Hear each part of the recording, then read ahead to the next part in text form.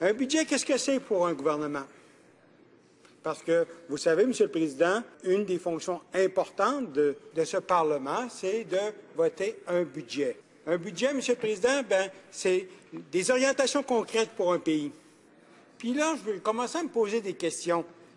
Qu'est-ce qu'on a dans ce budget-là? Est-ce qu'on a une vision d'avenir dans ce budget-là? Est-ce qu'on a des projets structurants dans ce budget-là? Est-ce que nous avons de quoi nous enthousiasmer pour l'avenir dans ce budget-là?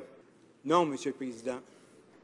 Y a-t-il de l'espoir pour les chômeurs dont le nombre a augmenté de plus de 300 000 depuis 2008? Non, M. le Président. Y a-t-il de l'espoir pour des investissements en logement social dans ce budget-là? Non, M. le Président. Y a-t-il de l'espoir pour réduire l'inégalité entre les citoyens?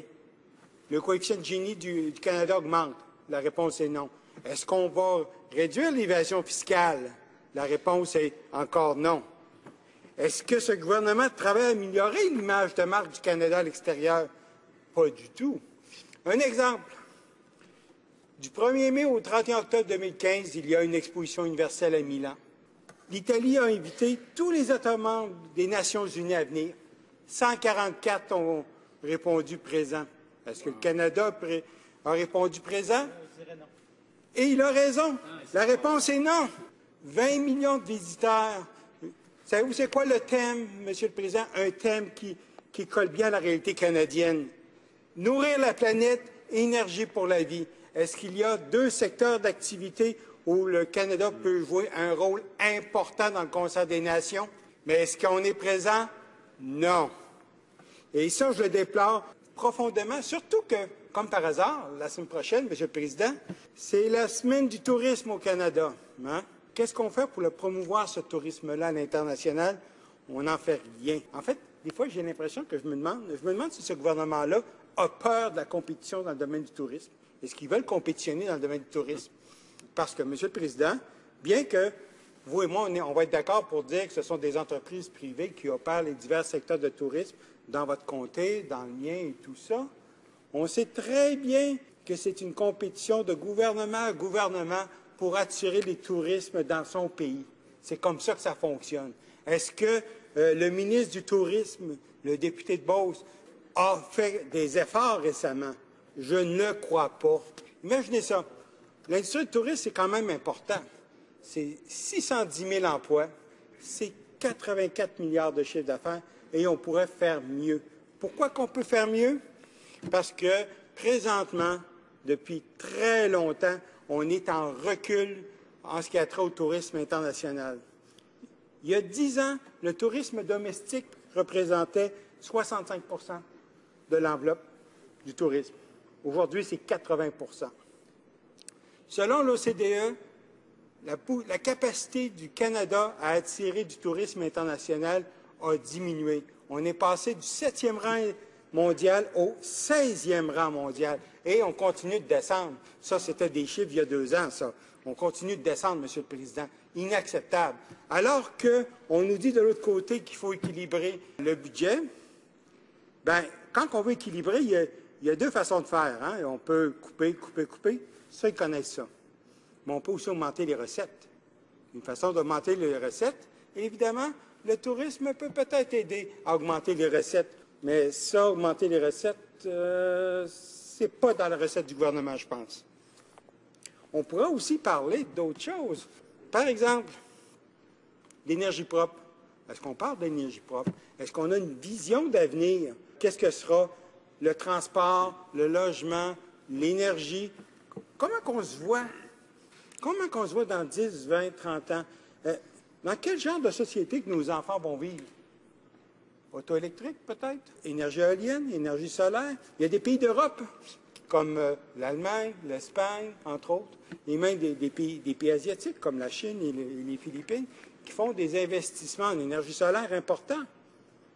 Il nous faut diversifier nos sources d'énergie et il nous faut une stratégie d'énergie propre. C'est important. On ne peut pas se contenter de dire, comme la ministre de l'Environnement dit depuis quelques jours, que comme le Canada n'est responsable que de 2 % des gaz à effet de serre, dans le fond, on n'a pas grand-chose à faire.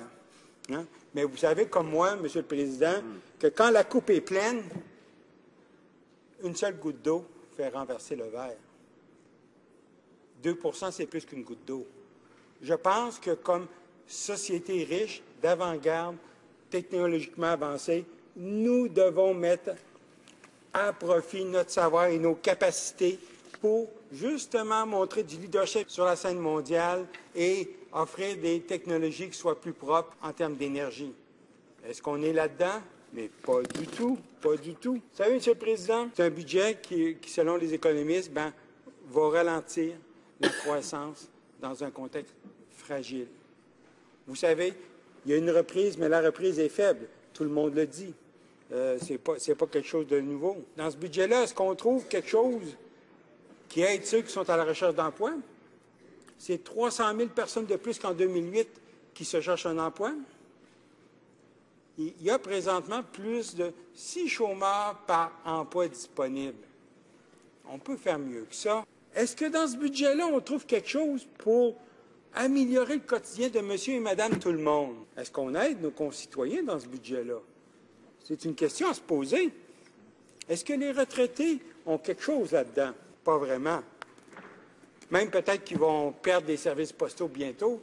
Je sais bien, c'est une société de la couronne, mais quand même, je ferai remarquer, Monsieur le Président, que la Société des postes, ses dividendes, elle les donne au gouvernement. Hein? Fait que peut-être qu'on pourrait s'organiser pour que nos personnes âgées puissent avoir leur courrier à la maison. Ça serait une chose très, très simple. Est-ce que vous, moi, on va avoir encore dans quelques années un service de qualité à Radio-Canada? Est-ce qu'on a quelque chose là-dedans? Non. Ce qu'on nous promet dans ce budget-là, c'est qu'un outil essentiel à l'identité de ce pays-là est en train d'être déconstruit morceau par morceau. Je vous rappelle, Monsieur le Président, que nous fournissons à Radio-Canada, sur une base per capita, le tiers de la moyenne de ce que les pays dits développés fournissent à leur société d'État en radiodiffusion. Est-ce qu'on s'en va dans la bonne direction avec ce budget-là? Je ne pense pas. Hein? Et finalement, Monsieur le Président, qu'est-ce qu'on fait pour préparer notre avenir collectif? Et là, je pense aux jeunes. Je pense à la recherche. Je pense à l'éducation. Est-ce que, dans ce budget-là, on voit une capacité, une volonté d'investir dans la recherche fondamentale? La réponse est non. Et pourquoi la recherche fondamentale est importante? Parce que c'est le premier maillon pour aller chercher des innovations qui rendent nos industries, nos compagnies, nos PME compétitives. Si on n'a pas la recherche fondamentale, si on n'a pas des étudiants qui sont en train d'être formés, d'ailleurs, est-ce que vous avez vu quelque part une augmentation des investissements pour l'éducation postsecondaire? J'en ai pas vu.